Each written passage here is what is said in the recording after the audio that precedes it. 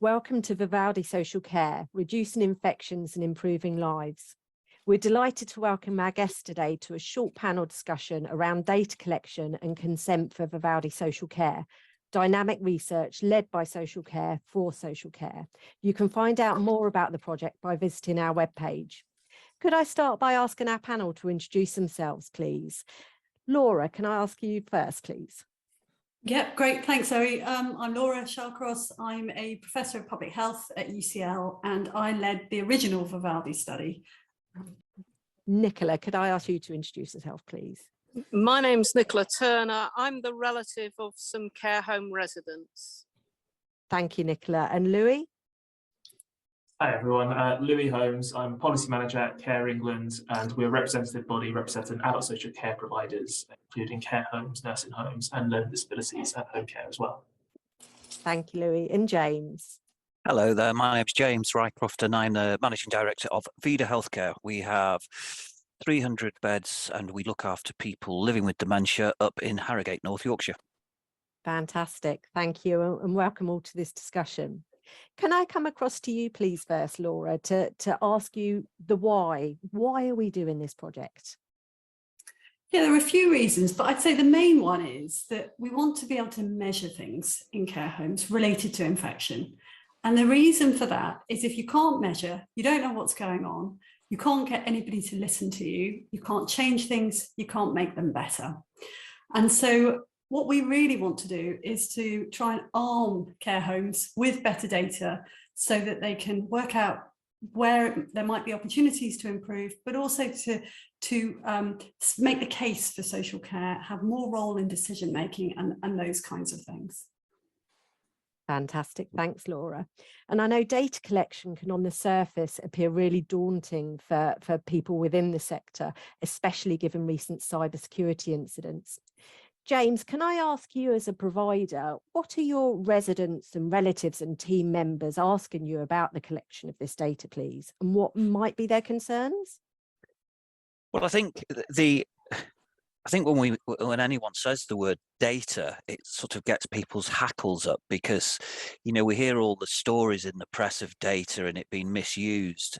So really what we're trying to do, and what I'd like to pass across to you, Laura, if you don't mind, is, you know, I think the ultimate question is it safe? Is it, you know, secure? Is it being shared? All of these questions, because this is very obviously personal. Is it, you know, I know the Vivaldi project is, the impact of it will be, we all hope, and I can't see any reason why it won't be, immense in terms of infection control. But I guess for me, if you were talking to one of my residents or their loved ones, how would you ease their minds? Yeah, I'll start, James, and then maybe you can kind of ask me more questions if there are things I haven't covered. Okay. So the data that we're using is data that's already in the data system. It's already, the NHS already has these data. So we're not collecting new information from care homes. But the reason we're doing this project is at the moment, if you want to know how many infections there are in people aged 16 to 34, say, you can do that. If you want to know how many infections there are in people of Black ethnicity versus white ethnicity, you can do that. But if you want to say how many infections are there in care home residents, you can't get that answer. There is no way to reliably get that answer.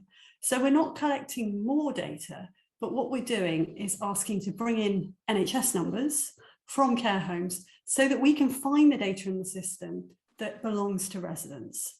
And so that data goes to the NHS, to NHS England. So obviously the NHS really secure on holding data. They hold all our data already. And then they take away the identifiers. So they get rid of your name, they get rid of your NHS number, your date of birth, all of those things.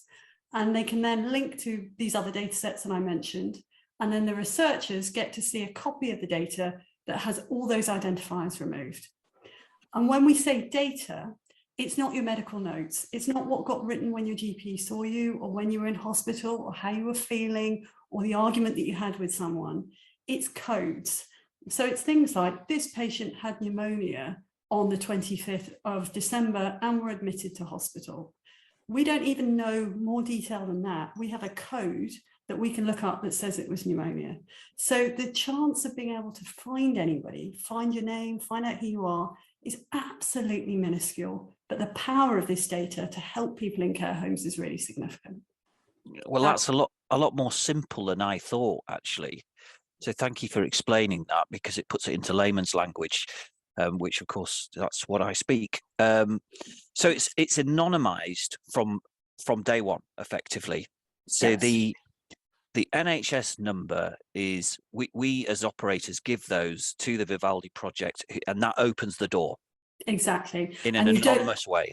Exactly. And you don't give it to us, you don't give it to the researchers, you give it to NHS England. And they already have these things, and they have an automated pipeline. So it's not even like you have people who are looking at it there. There's a computer algorithm that swaps the NHS number for another ID. So the whole process is designed to be as secure as possible. But it's just that if we don't do that, we can't find the residents in that data. And just one more question, if you don't mind. So let's say the worst case scenario happened and the data did leak, for example. What on earth could anyone do with that data if it did? I mean, you can never say with data that there is no risk, but because of where the data is being held, it would be a much bigger problem than the Vivaldi study. You know, it's being held within the NHS system.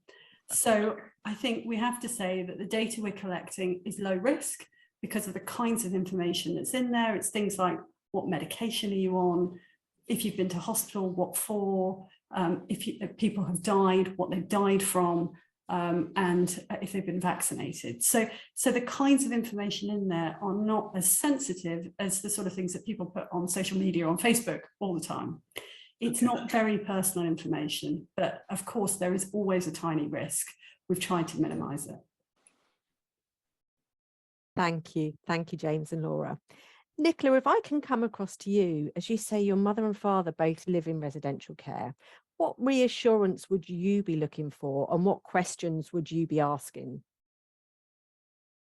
The reassurance I would be looking for has mainly been covered, because the main thing I would be concerned about is that my parents would not be identifiable in any way, and that none of their identifiable information is shared outside places that already know about it.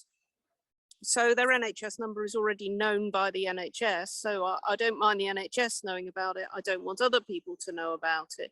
Their date of birth obviously is quite important identity information that I don't want to get widely shared. I also want to be sure that their care home would not be, they wouldn't be identified inadvertently because they have some unique event in the care home. So not identifying individual care homes in any reports or analysis is probably also quite important.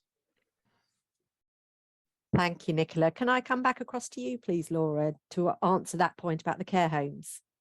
Yeah, absolutely. So the way that we will approach this is, so as Nicola says, no identifiers, absolutely not able to identify individuals or individual care homes in reports. The other step that we're going to put in is to have an oversight group, so that if anybody did want to use the data, so say a research team says, hey, I've got a really exciting question, I'd like to use it, that gets approved by a group of people who include representatives from care homes. So hopefully people like you on that panel, Nicola, providers and so forth. So there's that extra level of scrutiny. And the whole point here is to try and do things that are useful for people in care homes. So if a project didn't do that, then we wouldn't want to support it. Thanks, Laura. And I think I'd like to come across to you, please, Louis. We often hear that research is done to the sector, not for the sector. This research is led by social care for social care.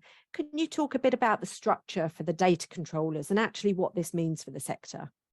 Yes, no, of course. So I guess it's always helpful to provide a definition of what a data controller is. So in this sense, a data controller helps determine the purpose and the means of the processing of the personal data. And it's all about making decisions and about process and activities. So what's what's brilliant about the way we're doing it with Vivaldi is the fact that Care England, Outstanding Society and UCL all data controllers.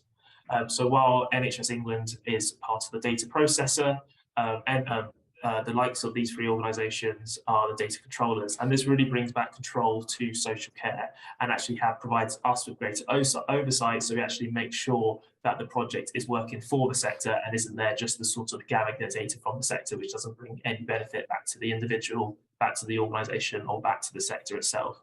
So it's all about having those levels of control, but also accountability as well. We know who's accountable for this data, and we can hold ourselves, and partners and those involved in the study will be able to hold us to greater accountability as well. Fantastic. I think that's really useful, Louis. So basically you've got academia, you've got policymakers, and you've got the Outstanding Society who champion, social care, basically making those decisions. So it really is for social care. James, I'm going to come across to you in a minute. We've had some providers are actually working on, service user guides, contracts, and as part of this project, we're going to be providing information to families and potential residents who are moving into our services at the point that they move in. So we'll be providing information to say that we've got this project, you're going to be involved in it. How would you involve people at the beginning of the process when people are being assessed to move into VIDA? I think in the normal way that on a pre-assessment, it's just about being utterly transparent. And as you've all really clearly stated, the benefits of this, it's exciting for social care. It's a new thing for social care. And I think that the transparency of the fact that, this is research that we are gathering the data, which I now know is robust and safe, but that data then is used and we get outcomes from it. And those potential outcomes can be, the impact is enormous, or the potential of that is enormous. So really for us, we would be engaging with families really, because I'm looking after people living with dementia and fairly advanced dementia. So capacity is an issue. So we have to discuss that with the power of attorneys, etc. So that's how we would approach it. But it's utter transparency and to encourage people, but also to inform people that they do have the option to opt out. Fantastic, thank you. And I guess I'd like to come over to you now, Laura, please. If you could tell us a bit about Section 251. Why is it important for this project? What happens if someone, after being provided with all the information, wanted to opt out? What does that actually look like, and what the process would be? Yeah, I think this is I get the worst question here, Zoe. So normally in research studies, people get consent, as you will all know. If you want to do a research study, collect blood from sample, you get informed consent, and that is absolutely right, critical. In some data-only studies, there is a special case where if it's not feasible, it's not practical, and the study is important, it's going to bring benefits to those people, you can, under certain conditions, use data without consent and give people the opportunity to opt out. And that's this Section 251 approval. And it's not easy to get that approval, to reassure you. You have to go through quite a complex process with something called the, wait for it, Health Research Authority Confidentiality Advisory Group. It's called CAG. And so what you do is you explain to CAG why you think getting this data is really important. You explain why getting consent is not feasible, practical in this situation, and if they agree with you, and most importantly, if you provide enough evidence that this is acceptable to the people whose data you want to use, they will let you go down that road. And so what we've been doing with VOS and others is really trying to have those conversations with people in care homes and explain why we think this is the right way to go. And the main reason we think it's the right way to go is because we want to be inclusive. We think the benefits of this are huge, but we have also heard from providers and others that trying to get informed consent from everybody in a care home for use of their data would be a major barrier to doing this project. And if we can't involve most people, then the value of the project is diminished, because it's likely that we won't be able to include people with dementia, for example, and then they don't benefit from our work. And so that's why we think this is the right approach. But of course, people can opt out. And again, we're talking to care homes to work out how to make that opt-out process as simple as possible. Fantastic. I really appreciate that. Thanks, Laura. Nicola, if I may come across to you and just ask from a relative's point of view, are you happy with Section 251, the way that Laura described it? How does that make you feel as a relative? I'm quite reassured by what Laura has said. I'm perfectly happy that the opt-out clause is there, that if people feel strongly that they don't want their data used, they can opt out. But the data that's being used is data that already exists anyway. It's just who that might be shared with. And I've already been reassured that nothing will be identifiable. So I'm happy with that arrangement. Fantastic. Thanks, Nicola. And James, if I could come across to you briefly, obviously the services you provide are for people living with dementia.